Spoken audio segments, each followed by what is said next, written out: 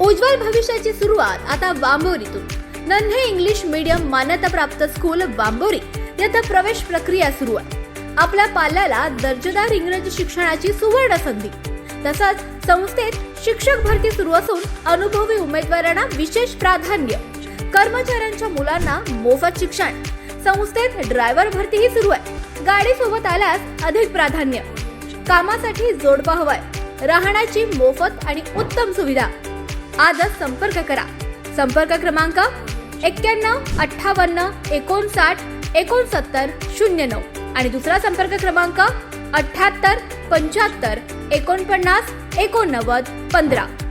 नन्हे English medium school Wambori. शिक्षण, संस्कार आणि उज्ज्वल भविष्याचा अतूट विश्वास. कर्जमाफीसाठी सरकारनं काढलेल्या शासन आदेशामध्ये अत्यंत जाचकअटी आणि शर्ती लागू करण्यात आल्यात. त्यामुळे यावेळची कर्जमाफी आजपर्यंतच्या सर्व कर्जमाफ्यांमध्ये सर्वात कडक अटी शर्ती असलेली आणि खूप कमी शेतकऱ्यांना लाभ देणारी ठरणार आहे. सरकारच्या या निर्णयाच्या विरोधात संताप व्यक्त करण्यासाठी किसान सभेनं या आदेशाची राज्यभर होळी करण्याची हाक दिली आहे.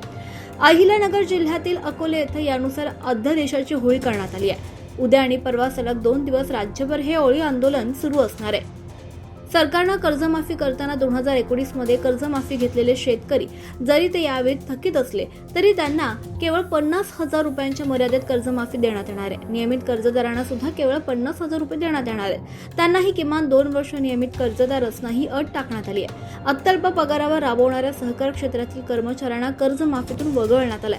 निवडणुकीपूर्वी शेतकऱ्यांचा 7/12 कोरा करण्याचं आश्वासन द्यायचं आणि आता 2 लाख कर्ज माफ करणार सांगून बहुसंख्य शेतकऱ्यांची केवळ 50,000 वर बळवणूक करायची ही अत्यंत संतापजनक गोष्ट आहे. शेतकऱ्यांची घोर फसवणूक आहे. शेतकऱ्यांच्या या फसवणुकीविरोधात शेतकऱ्यांमध्ये तीव्र संताप असून तो राज्यभर आंदोलनाच्या माध्यमातून व्यक्त होतोय. अकोले शहरातील महात्मा फुले चौकात फसव्या कर्जमाफी अध्यादेशाचं दहन करून आंदोलन करण्यात आलंय. आंदोलनाचं नेतृत्व कॉम्रेड सदाशिव साबळे, गणेश ताजणे, लक्ष्मण घोडे, बाळासाहेब मध्ये, संगीता साळवे, हेमलता शेळके, दत्ता कोंडार, दिलीप हिंदोळे, अप्पा घोडे, वामन मध्ये यांनी केलाय. आवाज जनतेचा, लढा सर्वसामान्य जनतेच्या न्याय हक्कांसाठी.